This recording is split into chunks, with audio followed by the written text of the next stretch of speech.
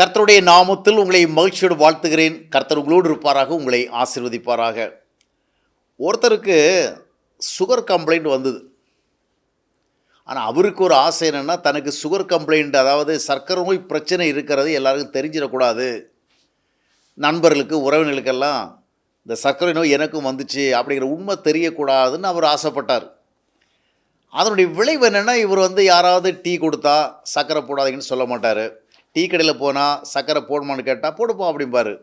அது மாதிரி எந்த ஒரு ஸ்வீட்டான ஐட்டம் கொடுத்தாலும் சரி, கறி மீன் கொடுத்தாலும் சரி, எல்லாத்தையும் மறுப்பின்றி சாப்பிடுவார். ஏன்னா இதெல்லாம் எனக்கு ஸ்வீட் வேண்டாம், அது வேண்டாம், இது வேண்டாம்னு சொன்னால் இவருக்கு சர்க்கரை நோய் பிரச்சனை இருக்குது அப்படி தெரிஞ்சிருவாங்க.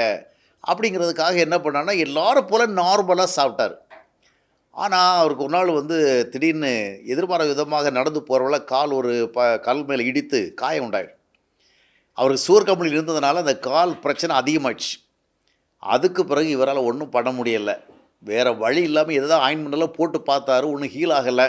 அப்புறமா ஹாஸ்பிட்டலுக்கு போக வேண்டியதாகி போச்சு. ஹாஸ்பிட்டலுக்கு போனால் ப்ளட் டெஸ்ட் எல்லாம் பண்ணி பார்க்கணும் அப்படிங்கிற மாதிரி சொன்னால், சரியான சுகர், சர்க்கரை அவ்வளோ அதிகமாக இருக்குது, எல்லாருக்கும் தெரிஞ்சு போச்சு. வாழ்க்கையில் சில நேரங்களில் சில விஷயங்களை நம்ம மறைச்சிட்டே இருக்கலாம். ஆனாலும் வெளியரங்கமாகாத அந்தரங்கம் இல்லை அப்படிங்கிற மாதிரி ஆண்டவர் சொல்லியிருக்கார். எந்த ரகசியமும் ரொம்ப நாள் ரகசியமாக இராது. ஒரு நாள் அது என்ன செய்யும், பரசியமாகிடும். சில விஷயங்களை ஒரு குறிப்பிட்ட காலத்துக்கு நம்ம மறைக்கலாம், ஆனால் ரொம்ப காலத்துக்கு மறைக்க முடியாது. சிலரை பார்த்திங்கன்னா தப்பு பண்ணிடுவாங்க. தப்பு பண்ணிவிட்டு ஒன்றுமே நடக்காத மாதிரி என்ன பண்ணிடுவாங்கன்னா மறைச்சிருவாங்க. உண்மையிலே யாருக்குமே தெரியாது. ஆனாலும் இப்படி மறைக்கிற சிலர் பார்த்திங்கன்னா அவர்களே தங்களை காட்டி கொடுத்துருவாங்க. ஏன்னா அவர்களுடைய முகபாவனைகளை வேறுபடும், அவர்களுடைய நடைமுறைகளில் வேறுபடும். திடீர்னு இவர்கள் ஒரு விதமாக மாறுவாங்க. ஏதோ ஒரு, அதாவது அவர்களுடைய உள்நிலைகள் ஏதோ ஒரு பிரச்சனை இருக்குங்கிறது வெளியிலே தெரிகிறது மாதிரி நடந்துக்குவாங்க. அப்புறம் பார்த்திங்கன்னு சொன்னால் அவர்கள் மறைத்த தவறுகளுடைய விளைவாக அவர்களுடைய மனசாட்சியில் ஏற்பட்ட பாதிப்புகள் ரொம்ப நேரம் அவர்களால் மறைத்து வைக்க முடியலை. அமைதியாக இருந்து தன்னுடைய உண்மையிலே தெரியாமல் மறைத்து இறுதியில் அவர்களுக்கு ஒரு பிரச்சனை இருக்குங்கிறது எல்லாருக்கும் தெரிய வந்துடும்.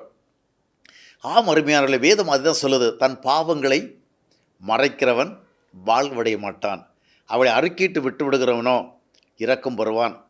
சில நேரங்களில் நிறைய உண்மைகளை நாம் உலகத்துக்கு தெரியாமல் மறைக்க முடிகிறது. பல நேரங்களில் நம்முடைய மனதினுடைய எண்ணங்களை மறைக்க முடிகிறது. சில செயல்களை செய்கிறோம், அந்த செயல்களுக்கு ஜனங்கள் ஒரு விதமான அர்த்தத்தை பார்க்குறாங்க, நோக்கத்தை பார்க்குறாங்க. ஆனால் அதற்கு பின்னால் நாம் வைத்திருக்கிற நோக்கம் வேறு.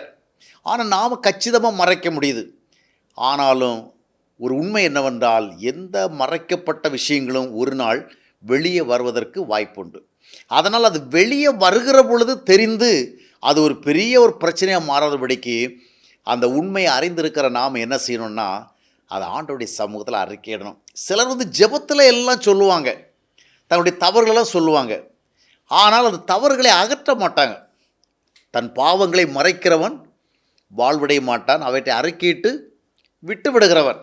எப்போவுமே ஆண்டவர்கிட்ட ஒரு விஷயத்துக்கு மன்னிப்பு கேட்டால் அந்த விஷயம் நம்ம வாழ்க்கையில் வரக்கூடாதுங்கிற எதிர்பார்ப்போடு மன்னிப்பு கேட்கணும்.